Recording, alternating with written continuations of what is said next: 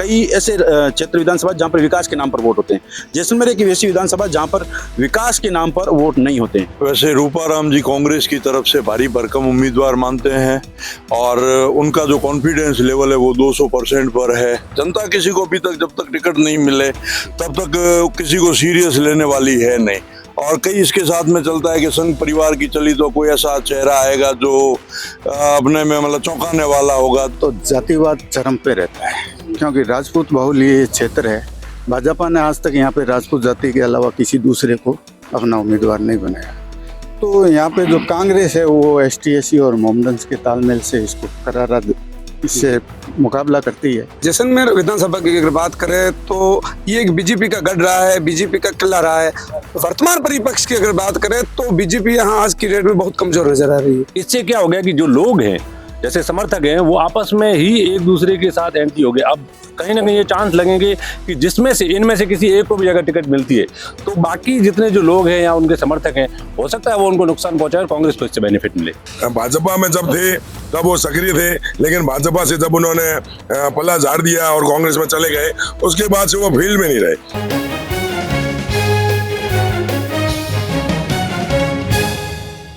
राजस्थान में हो रहे विधानसभा चुनाव की तैयारियां जबरदस्त चल रही है, बिगुल बज चुका है। कई प्रकार के जो भाजपा कांग्रेस या अन्य प्रत्याशी जो अन्य पार्टी के प्रत्याशी है वो अपनी दावेदारी प्रस्तुत कर रहे हैं। कई प्रकार की राजनीतिक उथल पुथल चल रही है, कई नए नए चेहरे जो है वो सामने आ रहे हैं। मेरे साथ है जैसलमेर के कई वरिष्ठ पत्रकार, उनसे पूछेंगे ये बुद्धिजीवी जो ये जैसलमेर के जो वरिष्ठ बुद्धिजीवी हैं इनसे सवाल करेंगे ये क्या सोचते हैं जैसलमेर का जो राजनीतिक परिदृश्य है इनके बारे में, इनका क्या सोचना है, किस प्रकार के समीकरण बनेंगे, किस प्रकार की जो दावेदारी आएगी। और अभी जो हालात है जैसलमेर में 2 विधानसभा क्षेत्र है, जैसलमेर व पोखरण, तो वहां पे किस प्रकार हालात बनेंगे।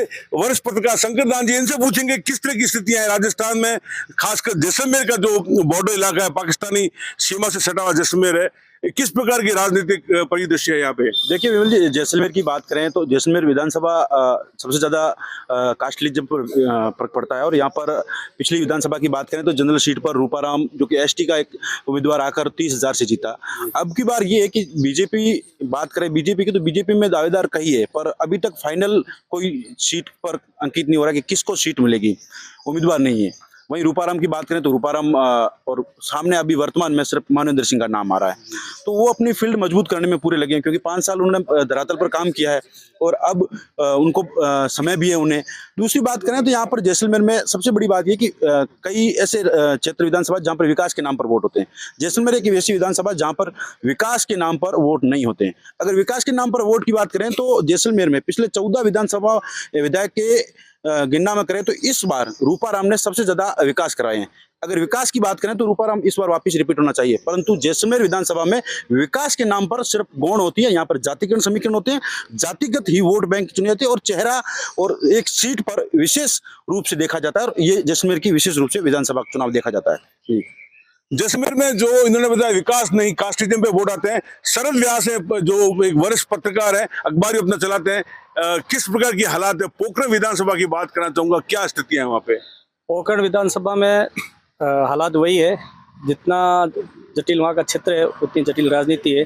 अब तक 3 चुनाव में वहाँ कोई भी विधायक रिपीट नहीं हुआ है, तो सरकार के साथ ही वहाँ विधायक भी बदलते हैं। लेकिन देखा जा रहा है कि वहाँ कैबिनेट मंत्री सालेह अहमद है, उनका कोई विकल्प नहीं है। तो लगता है कि इस बार भी चुनाव वही लड़ेंगे कांग्रेस की तरफ से। बीजेपी में भी प्रतापपुरी जी महाराज और शैतान सिंह 2 उम्मीदवार हैं और इन दोनों में से बीजेपी किसी एक चेहरे को सामने लाती है तो इस बार मुकाबला रोचक होगा। और 2013 और 2018 की स्थितियाँ इस बार नहीं है, ऐसा परिदृश्य अभी देखने में मिल रहा है। अब इन दोनों के बीच जो 2 बार सालेह अहमद जीते हैं वो 1000 से कम वोटों से जीते हैं और बीजेपी वहाँ एक बार जीती है 30,000 के लंबे अंतराल से जीती है। लेकिन अब न तो 2013 की स्थिति है न 2018 की। तो किस तरह की जो इस बार फाइट होगी कांग्रेस भाजपा में। जैसलमेर विधानसभा की बात करें तो यहाँ क्या हालात होंगे। जैसलमेर में भी हालात वैसे ही हैं जैसे आप पोखरण की अपन बात कर चुके हैं। यहाँ कोई विधायक रिपीट नहीं हुआ है, जो सत्ताधारी दल से विधायक है वो रिपीट नहीं होता है। छोटू सिंह जी अपवाद थे, वो 2 बार इलेक्शन जीते, लेकिन उनकी सरकार जब थी तो उनके दूसरे चुनाव में टिकट कट गया था। तो जैसलमेर में अब तक जो सत्ताधारी दल है उनको चुनाव में टिकट नहीं मिलता है। कई और पत्रकार हैं, दीपक भाटिया जी हैं, ये वरिष्ठ पत्रकार हैं, क्या सोचते हैं राजनीतिक परिदृश्य जैसलमेर का इस बार किस तरह जो है इस चुनाव में देखने को मिलेगा इस बार? वैसे रूपाराम जी कांग्रेस की तरफ से भारी भरकम उम्मीदवार मानते हैं और उनका जो कॉन्फिडेंस लेवल है वो 200% पर है, लेकिन उसके साथ में कुछ आशंकाएं भी है कि जैसे पिछली बार में पूरी कांग्रेस एक साथ होके जो चुनाव फाइट किए थी तो उस वजह से ये 30,000 से जीते थे। इस बार जो है मंत्री साले मोहम्मद का और इनका जो तालमेल है वो जमता हुआ नजर नहीं आ रहा है कि लंबे समय से इनके बीच में खाई खुदी पड़ी है। तो इस बार कुछ उनके सामने चुनौतियां रहेगी, कैसे उस चुनौती को पार करते ये सारा देखिए। लेकिन भाजपा क्यों नहीं, मतलब इसमें इनके सामने जो आपने बताया रूपाराम काफी भारी पड़ते हैं, तो भाजपा क्यों कमजोर हो रही है? भाजपा में अभी तक सबसे बड़ी बात है कि रूपाराम जी अपनी टिकट को कंफर्म मान के चल रहे हैं, जीत को कंफर्म मान के चल रहे हैं और उस हिसाब से काम कर रहे हैं। यहाँ पे बीजेपी में उसके विपरीत 15 जने दौड़ रहे हैं और हर कोई अपने आप को मतलब जीता हुआ और उम्मीदवार उस हिसाब से मान रहा है। जनता किसी को अभी तक जब तक टिकट नहीं मिले तब तक किसी को सीरियस लेने वाली है नहीं। और कई इसके साथ में चलता है कि संघ परिवार की चली तो कोई ऐसा चेहरा आएगा जो अपने में मतलब चौंकाने वाला होगा। तो इस तरीके की जो बातें चल रही है, तो जब तक बीजेपी की टिकट का कंफर्मेशन नहीं हुए उतनी तक अभी तक कोई बात करनी। जी, मेरे साथ और भी चंद्र प्रकाश जी पुरोहित हैं, यहाँ पे अपना अखबार निकालते हैं, वरिष्ठ पत्रकार हैं। क्या सोचते हैं जैसलमेर की राजनीति के बारे में? कास्टिज्म यहाँ पे बहुत बड़ा फैक्टर होता है। जैसलमेर विधानसभा के परिदृश्य में देखा जाए तो जातिवाद चरम पे रहता है, क्योंकि राजपूत बहुल ये क्षेत्र है। भाजपा ने आज तक यहाँ पे राजपूत जाति के अलावा किसी दूसरे को अपना उम्मीदवार नहीं बनाया। तो यहाँ पे जो कांग्रेस है वो ST SC और मोमडन्स के तालमेल से इसको करारा इससे मुकाबला करती है और जहाँ तक 2-3 बार इनको सफलता भी मिली है। पिछले चुनाव को आप देख लो तो रूपाराम को इन्होंने मुस्लिम और मेघवाल गठबंधन के जोड़ पर जीताया। तो इस बार भी यही है कि भाजपा है वो क्षेत्रवाद में फंटी हुई है जी। तो उसका सीधा कहीं ना कहीं जो फायदा है वो कांग्रेस को मिलना तय है। जैसलमेर में इस बार जसवंत सिंह के जो पुत्र हैं मानवेंद्र सिंह जी, वो भी दावेदारी कर रहे हैं, तो कितना फर्क पड़ेगा वो उनकी दावेदारी को लेके जैसलमेर विधानसभा में कितना प्रभाव पड़ेगा? जैसलमेर की राजनीति में जरूर मानवेंद्र सिंह जी के परिवार का प्रभाव है और प्रभाव रहा है। 2 बार वो यहाँ से चुनाव भी लड़ चुके हैं और एक बार उनके फादर भी जो है पिताजी वो भी चुनाव लड़ चुके हैं। लेकिन परिस्थितियां काफी बदल चुकी है और जो है वो भाजपा में जब थे तब वो सक्रिय थे, लेकिन भाजपा से जब उन्होंने पल्ला झाड़ दिया और कांग्रेस में चले गए उसके बाद से वो फील्ड में नहीं रहे, लोगों से नहीं जुड़े रहे, कार्यकर्ता नहीं बने, कार्यकर्ता उनके साथ में नहीं जुड़े, उनकी खुद की टीम नहीं बन पाई। तो आज वो कहीं कांग्रेस की राजनीति में बिल्कुल अलग थलग है। यदि उनकी टिकट की दावेदारी है तो सिर्फ इस बेस पे ही मानी जाती है कि वो राहुल गांधी के बहुत करीबी है, राहुल गांधी के बहुत नजदीकी है। लेकिन एक अकेला राहुल गांधी के नजदीकी होना टिकट आवंटन या टिकट पाने का कोई पक्का जो है वो सोर्स नहीं माना जा सकता, क्योंकि यहाँ पर जिस तरीके से मुख्यमंत्री अशोक गहलोत है उनकी चलेगी, हरीश चौधरी की चलेगी, तो जो राजस्थान का आभा मंडल और जो कार्यकारिणी का पावरफुल लोग हैं उनके साथ में इनका मानवेंद्र सिंह का जुड़ाव नहीं हो पाया। तो जरूर उनके नाम से जो है वह चुनाव क्या टिकट आवंटन को लेकर के जरूर रोमांच पैदा हुआ है, लेकिन टिकट मिल जाए ऐसा कोई श्योर नहीं है। क्या माना जाए? और भी दावेदार कांग्रेस में सुनीता भाटी भी कई प्रकार की दावेदार कर रही है, कई बार प्रयास भी कर रही है, उनको टिकट भी नहीं मिल रही है, लेकिन इस बार कह रहे हैं फिर ट्राई कर रही है। सुनीता भाटी को एक बार टिकट मिल चुकी है और उसके बाद में उन्होंने दोबारा प्रयास किया था लेकिन उनको टिकट नहीं मिली। लेकिन सुनीता भाटी जो है उनके ऊपर के जो नेता है उनसे संपर्क कम है और जिस तरीके से एक जनरल सीट के ऊपर SC ST के प्रत्याशी को दावेदार को टिकट दी जा चुकी है और वो 2 बार चुनाव लड़ चुके हैं और एक बार भारी अंतराल से जो है वह विजयी घोषित हो चुके हैं, विधायक बन चुके हैं, वर्तमान में विधायक है। ऐसे में जनरल सीट से SC ST की टिकट काटना ऊपर के लोगों को भी थोड़ा सा बड़ा कठिन काम लगेगा। इसलिए लगता नहीं है कि रूपाराम के अलावा कोई कांग्रेस में सशक्त प्रत्याशी दावेदार हो। मैं पोखरण विधानसभा की भी बात करना चाहूंगा कि पोखरण विधानसभा में भाजपा की टिकट को लेकर के भी संशय के बादल हैं और वहां पर प्रतापपुरी जी की टिकट को लेकर के आशंकाएं व्यक्त की जा रही है। लेकिन मैं यहाँ पर आपको ये बताना चाहता हूँ कि एक बार जनता द्वारा उन्हें जरूर पराजित किया जा चुका है, उसमें वो मामूली 700-800 वोटों से हारे थे और 5 साल लगातार वो फील्ड में रहे। तो उनका टिकट काटना मतलब उनकी राजनीतिक हत्या, उनके जिस प्रकार का भगवा चोला उन्होंने पहन रखा है, तो एक जो हार से भी बड़ी पीड़ादायक जो हार होगी वो उनकी टिकट काटना होगा।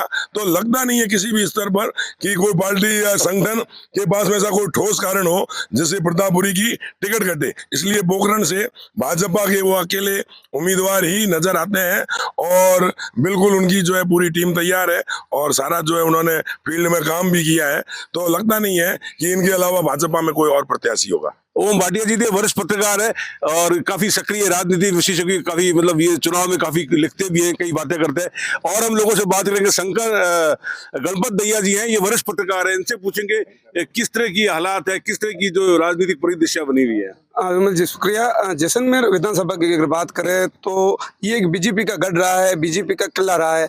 वर्तमान परिपक्ष की अगर बात करें तो बीजेपी यहाँ आज की डेट में बहुत कमजोर नजर आ रही है। एक नारा लगा था 2018 के विधानसभा चुनाव में कि मोदी तुझसे बैर नहीं और वसुंधरा तेरी खैर नहीं, वो परिप्रेक्ष्य कांग्रेस का है। यहाँ पर जो योजनाएं हैं उनसे लोग काफी प्रभावित हुए हैं, लेकिन मौजूदा जो विधायक है रूपाराम धंधे, उनसे जो है वो काफी उनकी एंटी इनकम मिक्सिक है या उनसे जो नाराजगी है वो कहीं ना कहीं कांग्रेस को नुकसानदायक हो सकती है। बाकी बीजेपी की ऐसी कमजोर स्थिति मैंने कभी नहीं देखी। बीजेपी में तो दावेदार भी काफी ज्यादा है इस बार। सांग जी पूर्व विधायक है, छोटू सिंह जी, वो सब दावेदारी कर रहे हैं। बिल्कुल यही कुछ कारण है बीजेपी की कमजोरी के, क्योंकि एक तो बीजेपी का जो है जो मजबूत पक्ष है वो है राजपूत वर्ग। राजपूत वर्ग में कई ऐसे कारण है जिससे दो धड़े हो चुके हैं। दूसरा, कई ऐसे कैंडिडेट है जो 10-12 एक दर्जन से ऊपर जो है भाजपा दावेदारी कर रहे हैं। तो ये कहीं ना कहीं जितने ज्यादा जहां पर जो प्रत्याशी होते हैं वो उतने नुकसानदायक होते हैं। तो यही कुछ छोटे छोटे कारण मिलाकर बीजेपी को यहाँ पर कमजोर बना रहे हैं। पोखरण में भी जो है प्रतापपुरी जी को टिकट मिलने की चांसेस ज्यादा बता रहे हैं। किस तरह का संघर्ष पोखरण में देखने को मिलेगा? बिल्कुल 2018 में जो चुनाव हुए थे विधानसभा के, उसमें नेट टू नेट टक्कर चली थी कैबिनेट मंत्री सालेह अहमद और प्रतापपुरी जी के बीच में। लेकिन उस वक्त जो है वो बीजेपी एकजुट होकर लड़ी थी और कांग्रेस भी एकजुट होकर लड़ी थी। इस बार देखें तो कांग्रेस भी उतनी मजबूत नहीं है और बीजेपी की बात करें तो शैतान सिंह और प्रतापपुरी धरातल पर एक दूसरे के विरोधी बन चुके हैं। और लगता है अभी से जो देखें तो ये लगता है कि एक दूसरे को चुनाव में नुकसान कर सकते हैं। मेरे कई और वरिष्ठ साथी हैं, सिकंदर शेख हैं, ये भी वरिष्ठ पत्रकार हैं, इनसे बात करेंगे। इस बार क्या आपको लगता है कि भाजपा जो है युवा वर्ग को प्रेफरेंस दे सकती है, टिकट में नए चेहरे के रूप में उतार सकती है? विमल जी, आपको लगता है कि राजस्थान में जब भी इलेक्शन हुए तो यहाँ पर जो एंटी इनकम्बेंसी कहें या फिर सिंपैथी कहें कि लोग हर बार सरकार को रिपीट नहीं करती हैं, लेकिन कांग्रेस ही जो है इस बार वो सीना ठोक के कह रहे हैं कि हम रिपीट हो रहे हैं, क्योंकि हमारी जो योजनाएं जो हमने निकाली हैं, मुख्यमंत्री ने जो पिटारा खोला है घोषणाओं का और जो धरातल पे जो योजना लेके आई, उससे वो काफ़ी कॉन्फिडेंट में है कि वो सरकार लेकर आएंगे। लेकिन बीजेपी वो अपने आप में कॉन्फिडेंट में है कि उनको लगता है कि जो हर बार की जो परिणति रही है कि सरकार बदलती है, एंटी इनकम्बेंसी रही है, तो उसका बेनिफिट वो लेंगे। लेकिन उनका जो माइनस जो पॉइंट है वो सबसे बड़ा ये है कि उनके पास दावेदारों की बहुत लंबी लिस्ट है। कारण क्योंकि सबको लगता है कि इस बार बीजेपी की गवर्नमेंट आने वाली है, इसको लेकर वो सब कॉन्फिडेंट है या और कॉन्फिडेंट है। इसको लेकर 17 से लेकर 20 तक जो कैंडिडेट है वो तैयार हो गए और हर कोई यही कह रहा है कि मेरी टिकट मेरे पास में है और मैं चुनाव लड़ूंगा और जीतूंगा। इससे क्या हो गया कि जो लोग हैं, जैसे समर्थक हैं, वो आपस में ही एक दूसरे के साथ एंटी हो गए। अब कहीं ना कहीं ये चांस लगेंगे कि जिसमें से इनमें से किसी एक को भी अगर टिकट मिलती है तो बाकी जितने जो लोग हैं या उनके समर्थक हैं, हो सकता है वो उनको नुकसान पहुंचाए और कांग्रेस को इससे बेनिफिट मिले। नया चेहरे की मैं बात करना पूछना चाहूंगा। नया चेहरे से जो पूर्व विधायक सांग जी थे, उनके सुपुत्र भी तैयारी कर रहे हैं चुनाव की। इसके अलावा रॉयल फैमिली से विक्रम सिंह नाश्ता भी तैयारी कर रहे हैं। तो आपको क्या लगता है, संभावना ऐसी है क्या नया चेहरा या युवा वर्ग को भाजपा चांस दे सकती है? जी बिल्कुल सही है विमल जी। इस बार जो बीजेपी ने जो अपनी जो गणित जो बिठाई है, इस बार जो नियम जो उन्होंने लागू किए थे कि हम उम्र दराज जो लोग हैं उनको टिकट नहीं देंगे या फिर जो पुराने जो लोग हैं उनको हम मार्गदर्शन वाली श्रेणी में रखेंगे और जितने युवा हैं उनको टिकट देंगे, जो उन्होंने गुजरात में किया जो नए लोगों के साथ में। लेकिन सबसे बड़ी बात यहाँ निकल के आई है कि यहाँ पर जो इस बार जो माहौल बना बीजेपी का, अंदर खाने से जो बात आई कि वो मूल ओबीसी जो सबसे बड़ा कोर वोटर है बीजेपी का, जो 70 से 75 हज़ार के करीब है, वो लोग, उनके जो वोट हैं वो वोट बैंक को किस तरह से बीजेपी में वापस डाइवर्ट किया जाए। क्योंकि पिछला जो चुनाव था जिसमें 30,000 वोटों से जो कांग्रेस के जो विधायक जीते, तो उनमें कहीं ना कहीं सबसे बड़ा जो योगदान था मूल ओबीसी का था। तो इस बार जो वोटों को साधने की जो गणित है वो अमित शाह ने भी करी, जोधपुर में भी उन्होंने मीटिंग करी, मूल ओबीसी के साथ बहुत बड़ा सम्मेलन किया उन्होंने। तो चांस यहाँ पर ये बनता है कि कहीं ना कहीं मूल ओबीसी का जो चेहरा है उसको ढूंढा जा रहा है, लेकिन मिल नहीं रहा। अगर वो मिलता है तो मूल ओबीसी को टिकट मिलेगा, और नहीं है तो फिर किसी न किसी युवा चेहरे को टिकट दी जाएगी। जी कई और है, ओम जी बिस्सा जी हैं, ये काफी सीनियर जर्नलिस्ट है, काफी पुराने साथी हैं। किस तरह की हालात है, आपने तो कई चुनाव देखे होंगे, कई प्रकार के विधानसभा लोकसभा, किस तरह के इस बार जो है हालात बनेंगे और किस तरह संघर्ष होगा दोनों पार्टियों के बीच में? जैसलमेर राजनीति में सबसे बड़ा गठबंधन जो है मुस्लिम मेघवाल गठबंधन बहुत महत्वपूर्ण भूमिका निभाता रहा है, और कुछ समय से जो है इन दोनों वर्गों में राजनीतिक को लेकर के कुछ मतभेद भी शुरू हो गए हैं, जिसके कारण ये गठबंधन पिछले कुछ समय से कमजोर होने लगा है। जहाँ तक सवाल है राजपूत समुदाय का, तो राजपूत समुदाय भी जो है अपने आप में एकीकरण के साथ में एक मत होकर के नहीं चलता है, जिसके कारण उनके वोट पिछड़ जाने से कांग्रेस को लाभ होता है। अगर राजपूत समुदाय जो है पूरा एकजुट होता है तो कांग्रेस के सामने कई समस्याएं पैदा हो सकती है। लेकिन अब जो है वो मेघवाल मुस्लिम गठबंधन के साथ साथ में ओबीसी का जो ग्रुप है, मूल ओबीसी ग्रुप जो है वो भी महत्वपूर्ण भूमिका निभाने जा रहा है, और इस तरह से सरकार उसकी भी अनदेखी नहीं कर सकती। जैसे बीजेपी जो है वो अपना पूरा क्या कहते हैं जोर लगा रही है, बीजेपी के साथ कैंडिडेट भी बहुत सारे लोग हैं, लेकिन कांग्रेस के पास मात्र इक्के दुक्के ऐसे उम्मीदवार है जो सब सशक्त दावेदार है, तो उनमें इतना कंपटीशन नहीं है जितना बीजेपी में कंपटीशन है। एक महत्वपूर्ण बात करना चाहूंगा, पहले गाजी फकीर का यहाँ पे बहुत रुतबा माना जाता था, मुस्लिम वोटों में काफी वो जब दखल देते थे जब चुनाव आते थे तब। इस बार गाजी जी स्वर्गीय हो चुके हैं, लेकिन उनके पुत्र साले मोहम्मद जो कैबिनेट मंत्री है, तो उनका कितना प्रभाव पड़ेगा जो मुस्लिम वोटर्स हैं जैसलमेर विधानसभा में, तो वो कितना दखल दे सकते हैं, उससे कितना प्रभाव पड़ सकता है? गाजी जी के समय में जो है उनका प्रभाव केवल और मुस्लिम समाज पे था, लेकिन साले मोहम्मद जी ने मंत्री बनने के बाद में अपने विधानसभा क्षेत्र में बहुत कुछ लोगों को हेल्प की है, बहुत लोगों की योजनाएं दी है, लोगों को लाभान्वित किया है। इसके लिए उनकी साख में कोई कमी नहीं है, लेकिन वो जो फतवे जारी करके और वो परंपरा जो थी वो आज नहीं चल पा रही है। कई लोग जो है मुस्लिम वर्ग के भी हैं वो बीजेपी में आ रहे हैं, तो उनका प्रभाव उतना तो नहीं है, लेकिन बिल्कुल प्रभाव नहीं है ऐसा भी हम नहीं कह सकते। कई और साथी लोग हैं, तनेराव सिंह मेरे साथी हैं, इनसे पूछेंगे किस तरह की परिदृश्य है जैसलमेर विधानसभा पोखरण में दोनों। विमल जी, मैं आपको बताना चाहूंगा इस बार जो चुनाव होंगे वो बड़ा रोचक ही चुनाव होगा, क्योंकि कांग्रेस की तरफ से 14-13 उम्मीदवारों ने दावेदारी पेश की है। इसमें कांग्रेस में जैसलमेर में अभी सुनीता भाटी है, उनके तूफानी दौरे चल रहे हैं, उनके साथ में जनक सिंह जी भाटी भी है। उनका यही आरोप है कि हमें टिकट मिलनी चाहिए, मगर अब कांग्रेस किसके ऊपर दाव खेलती है। मगर जैसलमेर में अगर बात की जाए कांग्रेस या बीजेपी की, तो जिले वासियों की एक ही उम्मीद है, कोई नया चेहरा आना चाहिए, क्योंकि नए चेहरा के ऊपर हर जिसकी उम्मीदें टिकी रहती है, और नया चेहरा भी ऐसा आना चाहिए जिसके ऊपर कोई एलिगेशन न लगे हो, कोई करप्शन न हो। मगर अब एक दूसरी बात भी सामने आ रही है कि ओबीसी इन चुनाव में एक महत्वपूर्ण भूमिका निभा सकती है। ओबीसी किस तरफ जाती है, कांग्रेस की तरफ जाती है या बीजेपी की तरफ जाती है? बीजेपी से अगर बात करें तो एक मठ के मठाधीश है बाल भारती जी महाराज, उनके ऊपर भी एक बड़ा जैसलमेर की जनता का एक मानस बना हुआ है। अब ये चुनावी समीकरण है, ये चुनाव के समय ही पता चलेंगे, मगर जिले की जनता का एक मानस है, जो भी नेता है वो साफ छवि का है।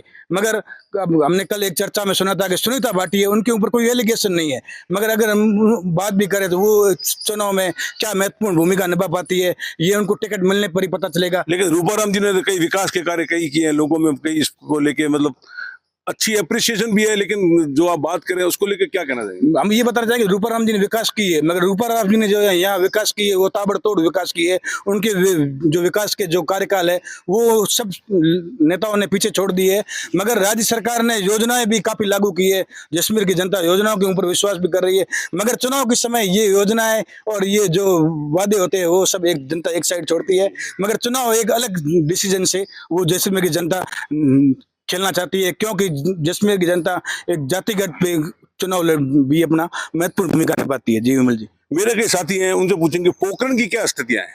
बात करें अगर पोखरण विधानसभा की तो स्थितियां सबसे पहले भाजपा और कांग्रेस की बात करें तो भाजपा जो है वो एक और है और कांग्रेस दूसरी ओर है और दोनों के ही जो जातिगत समीकरण अलग अलग है। जहाँ माइनॉरिटी और SC ST के वोटर्स पे कांग्रेस अपना जो है वो वोट बैंक बेस करती है और दूसरी तरफ बीजेपी जो है वो सबसे ज़्यादा जो है राजपूत कौम पर जो है वो भरोसा करती है। लेकिन स्थिति ये है कि इस बार माइनॉरिटी और SC ST में गठबंधन हो पाता है या नहीं। जो जिस बार पिछली बार 2018 में जिस तरह पहले 2018 के चुनाव में जब टिकट फाइनल होने वाली थी, रूपाराम जी की टिकट कट गई है, सुनीता जी को टिकट मिल रही है, ऐसे रूमर फैले और फिर 1 घंटे बाद रूपाराम जी को टिकट मिली। वो था दोनों ही विधायकों का आपसी समझौता जो अभी नहीं दिख रहा है। अगर महंत की टिकट काटना नुकसान भी कर सकता है, लेकिन अगर मुस्लिम और ST SC वोट बटे रहते हैं और ST SC वोटर्स की बात करें, जिस तरह एक दूसरा समीकरण जो पारिवारिक समीकरण रहते हैं, रूपाराम जी के परिवार के जो अभी वर्तमान जैसलमेर विधायक है उनके जो है शंकर सिंह जी शेखावत से काफी पुराने संबंध है, तो कहीं ना कहीं उनका एक जो है सॉफ्ट कॉर्नर गजेंद्र सिंह की तरफ रह सकता है। और CM की दावेदारी कर रहे हैं तो जनता भी खुलकर सामने आती है, क्योंकि जब उन क्षेत्र से CM होगा तो विकास के कार्य बढ़ेंगे। और इसका सीधा सा उदाहरण ये पेश होता है कि पिछली बार जब वहां से मंत्री बने तो जैसलमेर की अपेक्षा पोखरण जो है वो प्रायोरिटी पर रहा और ज्यादा विकास हुए। तो एक बड़ा जो है वो फैक्टर गजेंद्र सिंह शेखावत खेल सकते हैं। हालांकि ये सिर्फ अभी तक रूमर्स में है, लेकिन अगर वो आते हैं तो शाले मोहम्मद के लिए एक बड़ा जो है वो टकराव हो सकता है, क्योंकि दोनों ही मंत्री, एक सेंट्रल का और एक कैबिनेट राजस्थान सरकार का। एक और जो है योजनाओं की अगर बात करें, योजनाएं और जातिगत समीकरण तो एक तरफ रहते ही हैं, लेकिन सबसे बड़ा होता है क्षेत्रवाद जो जैसलमेर और पश्चिमी राजस्थान में हावी रहता है।